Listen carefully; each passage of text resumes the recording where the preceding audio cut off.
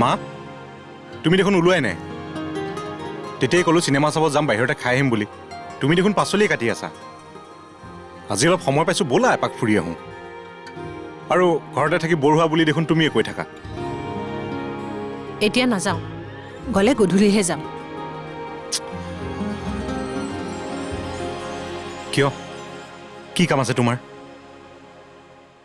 আছে ডাঙৰ কাম আছে হয় নেকি ঠিক আছে তোমাৰ যি কাম আছে মই ফটাফট কৰি দিওঁ আৰু তুমি সোনকালে ৰেডি হোৱা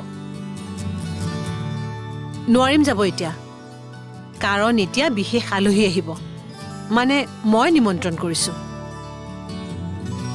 1 মিনিট বিশেষ আলহী আহিব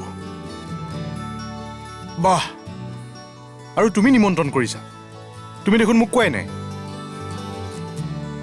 গম পাবি অলপ পিছত নিজে অপেক্ষা কৰ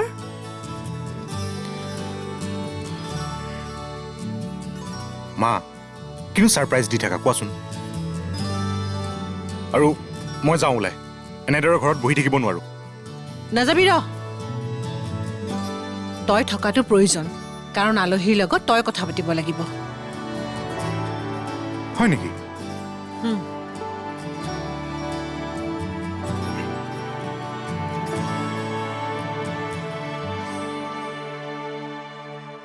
মা অতিথি আহিব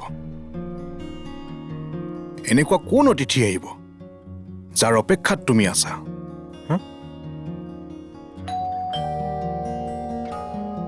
আহিছে যা দুৱাৰখন খুলি দেগৈ কি চাই আছ যা আকৌ যাওঁ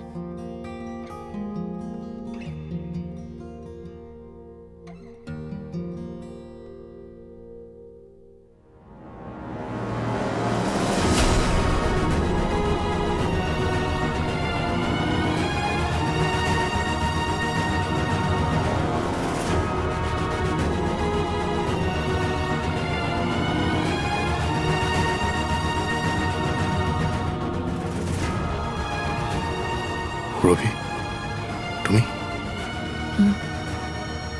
খুৰী আছেনে আছে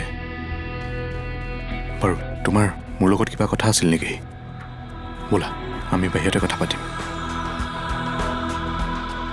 বাবা সুৰভি আহিছে নেকি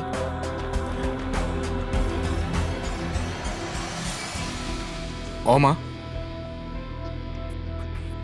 বাহিৰত কিয় ৰখাই থৈছ ভিতৰলে মাত সুৰভি আহা ভিতৰলে আহা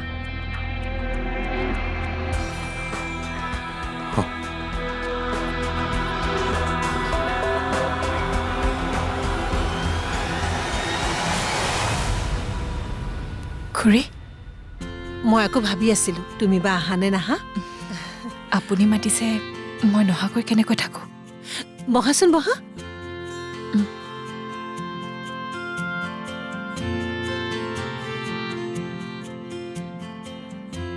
মা তুমি সুৰভিক মাতিছা মই মাতিছো আজিৰ আলহী বেলেগ কোনো নহয় সুৰভি মইতো সুৰভি ঘৰলৈ লৈ যাবলৈ কৈছিলো তইতো মোক নিয়া নাছিলি সেইকাৰণে মই তাইক মাতি পঠিয়াইছো কথাবোৰ পিছুৱাই থাকি লাভ নাই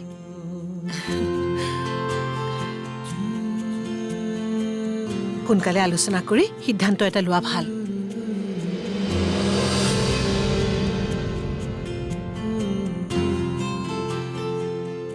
সিদ্ধান্ত খুৰী মই বাৰু কিবা দুখ কৰিছো নেকি চাওক মই ত্ৰিদীপৰ বান্ধৱী হিচাপেহে আছো তাতকৈ বেছি একো নাভাবো আপুনি চিন্তা নকৰিব চিন্তা হৈছে সেইকাৰণেইতো মাতিছো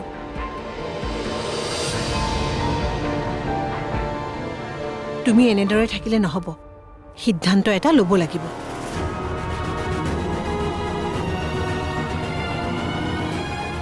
কি সিদ্ধান্ত মই বিচাৰো তোমালোকৰ সম্পৰ্কটো বন্ধুত্বতকৈ আৰু এখোজ আগবাঢ়ক মানে মই বুজা নাই। মা প্লিজ তুমি কি ক'ব ওলাইছা এইবোৰ? মই তোমাক ৰ মোক ক'বলৈ দিছোন। সুৰভি, মই তোমাক বোৱাৰী কৰিব বিচাৰোঁ।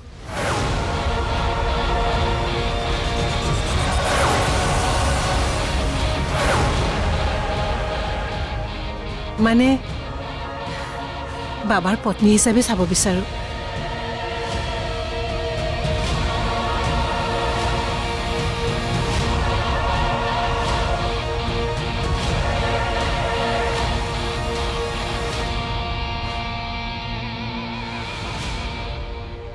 কি? আচৰিত হৈছা জানিছোঁ। তোমাক বেয়া পোৱা মানুহজনীয়ে বোৱাৰী কৰাৰ প্ৰস্তাৱ দিছোঁ। শুনি আচৰিতটো হবাই, নহয়নে? হয়, আচৰিত হৈছোঁ। চোৱা, মই বহুবাৰ বাবা আৰু তোমাৰ কথা ভাবিয়েই এই সিদ্ধান্তটো লৈছোঁ। মা তুমি সিদ্ধান্ত ল'লে নহ'বতো। আমি এইবোৰ একো ভবা নাই। গতিকে জোৰ কৰি সম্পৰ্ক গঢ়িবলৈ চেষ্টা নকৰিবা প্লিজ।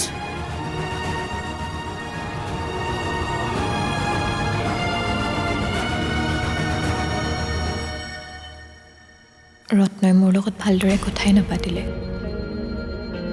বৌয়েককেইজনীহে বেছি ইম্পৰ্টেণ্ট, মই যেন একোৱেই নহয়। আৰু সেই ভতিজীজনীৰ লগতেই লাগি থাকে। কমচে কম শান্তিৰে কথাখিনিতো পাতিব পাৰে। মোৰ বাবে সেইখিনিও সময় নাই। মাজনী, অ' মাজনী, ঐ তই কি ভাবি আছ? অথনিৰ পৰা ভাত খাবলৈ মাতি আছো, তই শুনা নাই? শুনিছোঁ, ৰত্নৰ লগত ফোনত কথা পাতি আছিলোঁ। হয় নেকি? ভালে আছে তেওঁ? খুব ভাল ল'ৰা, বুজিছ? আছে। অ' খুৰী, মই জানো তেওঁলোকৰ যৌথ পৰিয়ালৰ লগত চলিব পাৰিম? মোৰ দেখোন কিবা ভয়ে লাগিছে। কিয় নোৱাৰিবি? কিয় নোৱাৰিবি? নিশ্চয় পাৰিবি। আৰু জাননে, যৌথ পৰিয়ালত চলিব পাৰিলে বহুতো সমস্যা দূৰ হয়। আৰু তাতে শুনিছোঁ সিহঁতৰ পৰিয়ালটো হেনো বৰ ভাল। গোটেইকেইটাই একেলগে মৰমৰ এনাজৰীৰে বান্ধ খাই আছে, বুজিছ? সেইটো হয়, কিন্তু মোৰ এনেকুৱা অনুভৱ হয় যেন তাত মোৰ ব্যক্তিগত জীৱন বুলি একোৱেই নাথাকিব। কিয়? কিয় নাথাকিব?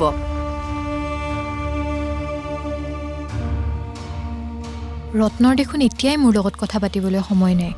মোৰ লগত কথা পাতিলেই বৌয়েক, ককায়েক, কোনোবা নহয় কোনোবা এজন থাকেই লগত। আৰু এই ভতিজীজনী যে অনবৰতে তেওঁৰ লগত থাকে বুলিয়েই ক'ব পাৰি।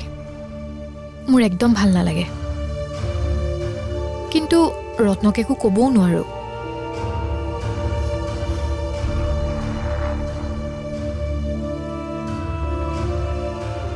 চা মাজনী, তই ৰত্নক একো নকবি। সি বেয়াও পাব পাৰে নহয়। আৰু যদি কিবা কাৰণত বিয়াখন ভাঙি যায়, তেতিয়াহ'লে বৰ ডাঙৰ কথা হ'ব। চা, এনেও বিয়াৰ পিছত সকলো ঠিক হৈ যাব। আৰু বিয়াৰ পিছত স্বামীয়ে পত্নীক এনেও গুৰুত্ব দিব। তই মিছাতে চিন্তা কৰি আছ। তই এইবোৰ চিন্তা নকৰিবি। ভাত খাওঁগে, ব'ল, আহ। তুমি গৈ থাকা, মই গৈ আছোঁ। সোনকালে আহ।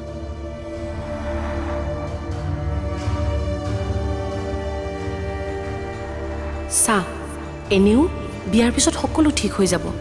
আৰু বিয়াৰ পিছত স্বামীয়ে পত্নীক এনেও গুৰুত্ব দিব।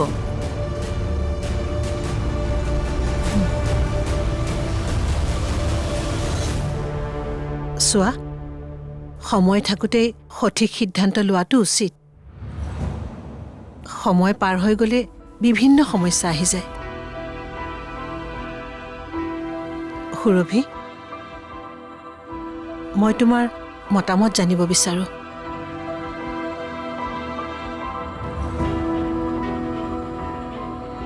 মোৰ মতামত? অঁ, তুমি কোৱা।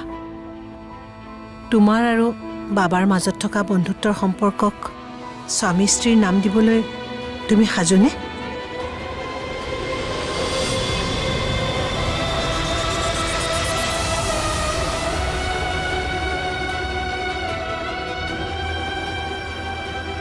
বাবাৰ জীৱনৰ সহযাত্ৰী হ'বলৈ তোমাৰ আপত্তি আছে নেকি?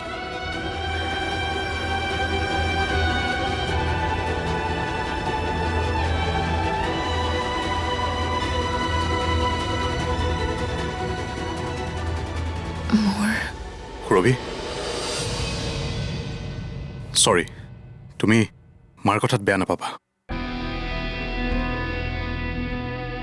মই জনা নাছিলো মায়ে যে তোমাক এইবোৰ কথা ক'বলৈ মাতিছে। জনা হ'লে মই তোমাক ক'লোহেঁতেন। প্লিজ বেয়া নাপাবা। মই জানো মাৰ কথাবোৰে তোমাক আনকমফৰ্টেবল ফিল কৰাইছে, আৰু তুমি যে সেইবোৰ কথা ভবা নাই মই সেয়াও জানো।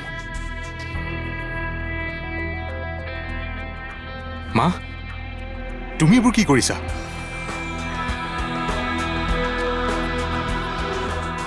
চোৱা সুৰভি, তোমাৰ যদি আপত্তি আছে মই জোৰ নকৰোঁ, তুমি চিন্তা নকৰিবা।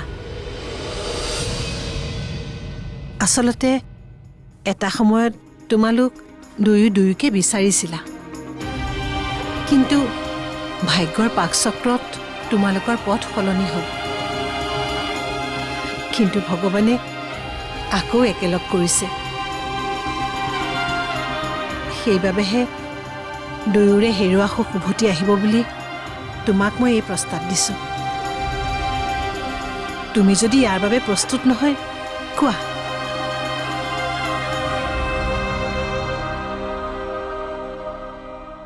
খুৰী, মই প্ৰস্তুত। যদি ত্ৰিদীপৰ আপত্তি নাই। কি?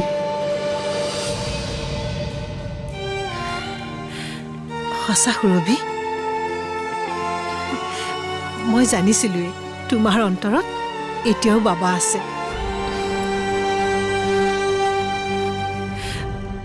সুৰভি, মই তোমাৰ কথা শুনি বহুত সুখী। চোৱা, মই তোমাক কৰা বেয়া ব্যৱহাৰৰ কথা তুমি ধৰি নাথাকিবা। নাই খুৰী, মই সেইবোৰ ধৰি নাথাকোঁ। খুৰী নহয়, আজিৰ পৰা তুমি মোক মা বুলি মাতিবা।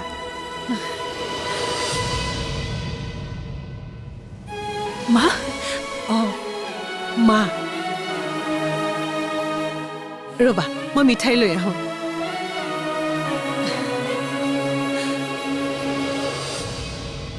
মা? ইমান আচৰিত হ'বলগীয়া একো হোৱা নাই। শুভ মুহূৰ্তত মুখ মিঠা কৰিব লাগে। মই মিঠাই লৈ আহিছোঁ। মা,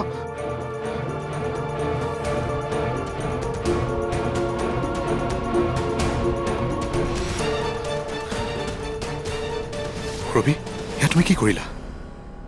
তুমি মাৰ কথা কিয় মানি ল'লা? আৰু তুমি লাইফটো কম্প্ৰমাইজ কৰি অতিবাহিত কৰিব নালাগে।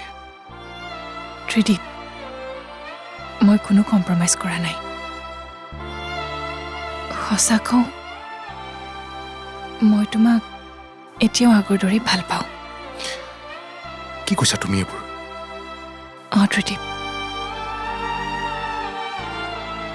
অনিৰ্বাণক পোৱা সময়ত হয়তো তোমাক পাহৰিবলৈ চেষ্টা কৰিছিলোঁ, কিন্তু অনিৰ্বাণ যোৱাৰ পিছত, তোমাক লগ পোৱাৰ পিছত মোৰ সেই ভাৱনা আকৌ জীৱিত হৈ উঠিছে। তুমি এইবোৰ কি কৈ আছা সুৰভি? সেইবাবেতো তোমাৰ পৰা আঁতৰি যাব পৰা নাই। তুমি মোক ভাল নাপালেও মই তোমাৰ পত্নী হৈ একপক্ষীয়ভাৱে ভাল পাই যাবলৈ, তোমাৰ যত্ন ল'বলৈ সাজু।